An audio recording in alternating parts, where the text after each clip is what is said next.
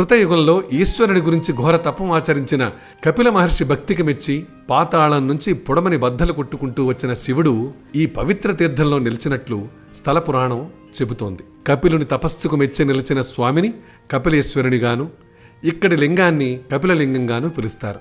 కామాక్షి సమేతుడై నిలిచిన స్వామివారిని తర్వాతి కాలంలో అగ్నిదేవుడు ఆరాధించిన కారణంగా ఇక్కడి లింగాన్ని అగ్నిలింగంగానూ వ్యవహరిస్తారు. తిరుమలగిరుల నుంచి గలగల ప్రవహిస్తూ అమితమైన వేగంతో సుమారు 25 అడుగుల ఎత్తు నుంచి ఆలయ పుష్కరిణిలోకి దూకే ఆకాశగంగా శివుని జటాజూటాన్ని చేరినట్టు అనిపిస్తుంది. ఇక్కడి పుష్కరిణిని శైవులు కపిలతీర్థమని, వైష్ణవులు ఆళ్వార్ తీర్థమని, చక్రతీర్థమని పిలుస్తారు.